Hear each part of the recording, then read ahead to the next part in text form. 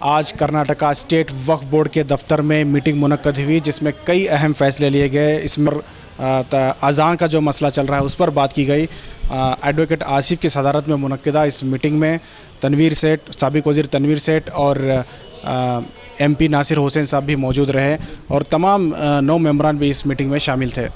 Law department ने ये फैसला दिया कि बोर्ड के 9 मेंबर जो 5 इलेक्टेड मेंबर्स हैं और 4 नॉमिनेटेड मेंबर्स हैं, 9 मेंबर्स के दरमियान वक्तन मीटिंग करने की इजाज़त है। तो ये करने के बाद मीटिंग में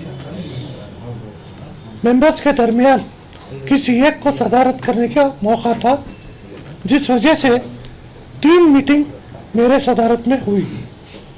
आज की मीटिंग एडवोकेट जनाब आसिफ अली साहब के सदारत में चल रही है। बोर्ड के सामने ऐसे बहुत सारे मसाइल हैं, जैसे आप तमाम को मालूम है कि 1909 पर 7 से सेकेंड सर्वे का काम आगाज हुआ, लेकिन 23 साल होने के बावजूद सर्वे का काम अभी भी मुकम्मल तौर से नहीं हो पाया है। 12,809 प्रॉपर्टी सर्वे के लिए थे, जिसमें साल 2017 और 18 16, 17, 18 जहाँ अल्लाह ने मुझे विजारत से नवाजा था, मैक्सिमम 11,300 के करीब प्रॉपर्टी सर्वे करने का काम हुआ था। आज के मीटिंग में भी बहुत सारे सर्वे के रिपोर्ट्स हमारे पास जो आए हैं, इनको रेवेन्यू डिपार्टमेंट के जरिए गेजेट करने का काम हमारे पास मुसलसल चल रहा है। पहला जो सर्वे हुआ था यह 1965 में हुआ था। इसके बाद सर्वे हुए जो प्रॉपर्टीज है उसके दोबारा सर्वे करने से हमारे ऊपर पाबंदी है, लेकिन जहां कहीं भी हमारे पास औकाफी इमलाक है, इसके साथ नई इमलाक को जोड़ने का काम हो रहा है। इसे सिर्फ कॉरिजेंडम के हिसाब से हमारे पास किताबुल औकाफ में लिखकर इसे जोड़ने का काम हो रहा है। लेकिन आज की मीटिंग में हमने तय किया कि इन प्रॉपर्टीज को भी 1965 की जो गेजेट है उसे अपडेट करने के बाद नया गेजेट हमारे सामने लाए, जिससे जो प्रॉपर्टीज के एडिशनल प्रॉपर्टीज हमारे पास जमा हुए हैं उनका भी है ना जिक्र हमारे गेजेट में हो। ये काम भी हमारे पास हो रहा है। ये किस्म से जो है one subject I want to bring it to your notice, engaging a service of a chartered accounts and a government approved auditors for the audit of the Waqf institutions having annual income of 50,000 rupees। जो भी इदारे को 50,000 rupees अगर income है, उसको जो है सिर्फ उन्होंने जो कमेटी वाले जितने भी हिसाब किताब देते वो किताब को सिर्फ लेकर के यहाँ रखने के बजाय उसको will make it scrutinise in the editing. 50,000 पे अगर किसी इंस्टीट्यूशन को जो है 1 साल को इनकम आ रहा बोले तो सिर्फ मैनेजिंग कमेटी जो यहाँ पेश करती उसके बजाय भी उसको एडिटिंग करके एडिटर को जो है अपॉइंट करके विल स्क्रूटनाइज एडिट करके जो है will bring it here so that किसी एंगल में भी it should not be any loophole for the mismanagement.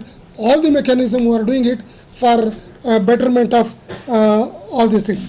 And most important अभी हमारे सीनियर जो है तनवीर साहब सेठ बोले हैं, इसमें जो है कि हर काम के लिए भी जो है बेंगलुरु को आके भी एक स्मॉल इदारे वाले भी should not spend the time, he should not spend the amount for that also. इससे पहले भी मीटिंग में डिस्कशन करें, जिसमें जो है 1 लाख से कम के कोई इदारे हैं उनको अगर कमेटी बनाना है तो कमेटी बनाने का जो है पावर जो है DWC डिस्ट्रिक्ट को देते, सो दैट वो पीपल यहाँ के आके they should not struggle for pursuing it to allow the committee. और जो है रजिस्ट्रेशन के वास्ते, तो रजिस्ट्रेशन के वास्ते भी जो है ना वहाँ यूजुअल जो रजिस्ट्रेशन होता सर्टिफिकेट ऑफ रजिस्ट्रेशन वो भी जो है इसमें DWC देखे उन्होंने रेकमेंड करने के बाद बोर्ड होते। So half of the mechanism यहाँ जो बिगिनिंग A to Z करने के बजाय will place it before the DWC and will get it done here. So this is the system where we are eagerly wanted to bring it to your kind notice so that you are the people who will take the matter to the common man so as to what the mechanism of work board is doing. For this I have brought to your knowledge. उसके बाद में अभी हमारे आसिफ अली साहब बताएंगे committees और registration के बारे में। जितने भी इसके पहले वर्क बोर्ड थे उनका सबसे ज़्यादा टाइम वेस्ट होता था कमिटीज़ बनाने में और रजिस्ट्रेशन का काम करने में। सारा झगड़ा जो है कमिटीज़ पे ही होता था। तो ये जो वर्क बोर्ड है कंसेंसस सारे 10 के जैसे यूसुफ भाई थे जब भी हम लोग डिसीजन लिए 10 के 10 लोग हम लोग ये डिसाइड किए भाई ये कमिटीज़ बनाना बिगाड़ना कमिटीज़ हटाना बनाना ये बोर्ड का मतलब प्राइमरी वर्क ना है। ठीक है ये काम है जो प्रोटेक्शन करना। हम लोग ज़्यादातर कोशिश करेंगे कि हम हमारे प्रॉपर्टीज़ को प्रोटेक्शन देंगे, प्रॉपर्टीज़ का इंक्रोचमेंट हटाएंगे, प्रॉपर्टीज़ रिकवर करेंगे और साथ में प्रॉपर्टीज़ को रेवेन्यू जनरेटिंग यूनिट्स में हम कन्वर्ट करने की कोशिश करेंगे। जो मुझे लगता है कि ऑलरेडी एक बड़ी लिस्ट बनाई गई है। लीज कमेटी के चेयरमैन हमारे तनवीर सेठ साहब हैं और कमेटी की मीटिंग होने के बाद हम ये काम शुरू करेंगे। क्योंकि हमारा मानना है, ये बोर्ड के मेंबर्स का मानना है कि अगर हम रेवेन्यू जनरेट नहीं करेंगे तो हम लोग मुसलमानों को किसी भी तरीके की मदद हम पहुंचा ही नहीं पाएंगे और ख़ासकर एजुकेशन में जो है तो हम लोग बिल्कुल पहुंचा ही नहीं पाएंगे। तो हम लोग उस लिहाज से एक एजुकेशन फ़ंड भी हम लोगों ने बनाया है कि एक एजुकेशन फ़ंड रहेगा। जो भी एक्सेस अमाउंट जहाँ से भी आएगा या इस तरीके के लीज जो देंगे उसमें भी जो हम लोग को एक्स्ट्रा फंड जो आएंगे वो तमाम एजुकेशन फ़ंड में डालेंगे। और वक्फ बोर्ड की वक्फ एजुकेशन पॉलिसी हम बनाने के उसमें है, अभी बनाए नहीं, हम लोग बनाने के प्रोसेस में है कि वक्फ एजुकेशन पॉलिसी बनाएंगे ताकि हम वक्फ बोर्ड के सारे प्रॉपर्टीज़ को हम इस्तेमाल करेंगे मुसलमानों के गरीब बच्चों को तालीम पहुंचाने के लिए। हम लोग वो काम करने का एक तय किए हैं, वो आने वाले दिनों में हम करेंगे। उसके अलावा कुछ मेंबर्स जो है ऐसा हमारे कनीस फातिमा साहिबा, हमारे शाफ़ी सादी साहब, मौलाना शाफ़ी सादी साहब, याकूब साहब, हमारे अनवर साहब, ये लोग सभी डिस्ट्रिक्ट टूर्स में भी गए।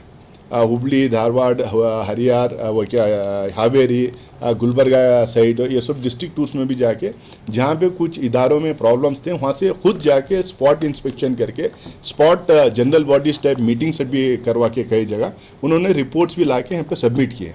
वो रिपोर्ट्स बाद में बोर्ड डिस्कस करके उसके ऊपर डिसीजंस, कुछ रिपोर्ट्स पे डिसीजन लिए, कुछ रिपोर्ट्स पे डिसीजन अभी लेने के हैं।